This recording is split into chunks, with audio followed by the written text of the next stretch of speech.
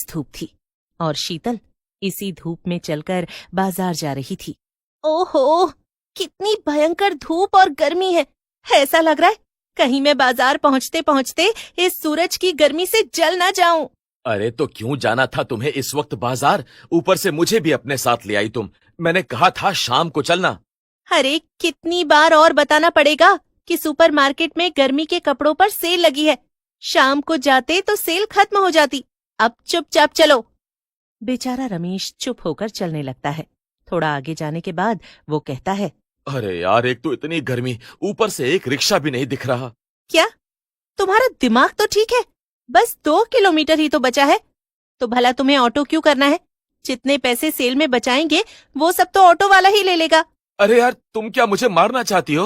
ओफो, अच्छा ठीक है। क्या हम ऑटो कर सकते हैं? वाह वाह, तुम तो बड़ी अच्छी हो। नहीं, ऑटो नहीं करना है।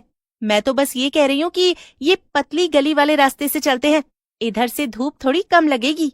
ये सुनकर रमेश का मुंह बन जाता है, लेकिन उसके पास कोई और चारा भी नहीं था। दोपहर के सन्नाटे में दोनों वो पतली गली पकड़ लेते हैं। ये गली बहुत लंबी थी और सीधा बाजार में जाकर ही निकलती थी। शीतल और रमेश चल ही रहे थे कि तभी आगे उन्हें एक औरत दिखाई देती है जो धीमे धीमे उनके आगे चल रही थी। उसने एक काली छतरी पकड़ रखी थी। वाह, कितनी समझदार औरत है। धूप की वजह से घर से छतरी लेकर निकली, और एक तुम हो, तुम्हें तो अपने पति का ख्याल ही नहीं। हाँ। अच्छा, अगर वो इतनी अच्छी लग रही है तो जाओ, उसी के साथ जाकर चलो।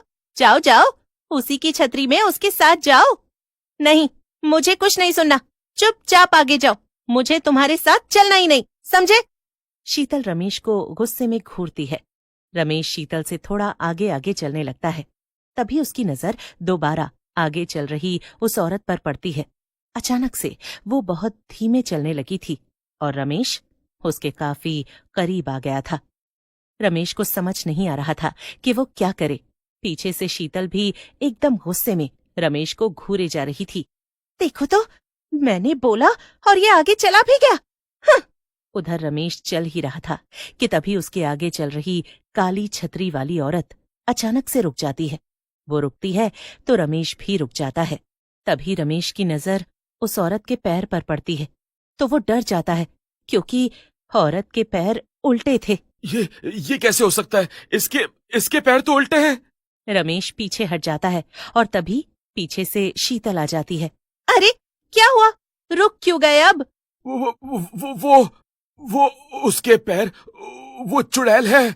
जब शीतल उस औरत के उल्टे पैर देखती है तो वो भी डर जाती है। हाँ, ये क्या? इसके पैर तो सचमुच उल्टे हैं। सुनो जी, ये पीछे के रास्ते से वापस निकल लेते हैं, एकदम चुपचाप। शीतल और रमेश पीछे मुड़ते हैं, लेकिन तभी वो औरत उनके सामने आ जाती है। लेकिन सचमुच वो कोई औरत नहीं बल्कि एक डरावनी चुड़ैल थी, जिसने एक काली छतरी पकड़ रखी थी। कहाँ भाग रहे हो दोनों? आओ, मेरी छतरी में आ जाओ, फिर तुम्हें बिल्कुल गर्मी नहीं लगेगी। क्या? नहीं नहीं, हमें नहीं आना, हम ऐसे ही ठीक है। कहा ना, आओ। तुम्हारी छतरी तो इतनी छोटी है, हम आएंगे तो तुम्हें भी धूप लगेगी। एक काम करो, तुम ही छतरी लगाओ, हम चलते हैं। नहीं, मेरी छतरी बहुत बड़ी है। चुड़ैल के इतना कहते ही उसकी काली छतरी एकदम से बड़ी हो जाती है। अब चुपचाप मेरी छतरी के नीचे आ जाओ, वरना अच्छा नहीं होगा। चुड़ैल के डर से दोनों छतरी के नीचे आ जाते हैं और तीनों एक साथ आगे चलने लगते हैं। देखो, नहीं लग रही ना धूप, लेकिन थोड़ी बारिश होती तो मजा आ जाता।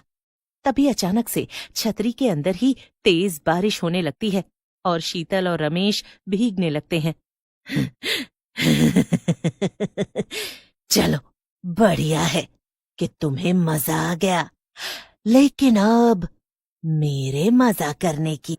ये कहकर चुड़ैल डरावनी तरह से मुस्कुराती है। शीतल और रमेश को ये अजीब लगता है। क्या मतलब? हाँ, सही सुना, क्योंकि अब होगी आग की बारिश। आग की बात सुनकर शीतल और रमेश बहुत डर जाते हैं। आग की बारिश में तो हम मर जाएंगे। शीतल और रमेश की बात सुनकर चुड़ैल जोर से हंसती है। अरे नहीं नहीं, मरोगे नहीं, लेकिन रोस्ट जरूर हो जाओगे, और फिर तुम दोनों जब रोस्टेड इंसान बन जाओगे तो मैं तुम्हें नमक लगाकर खाऊंगी। हाँ।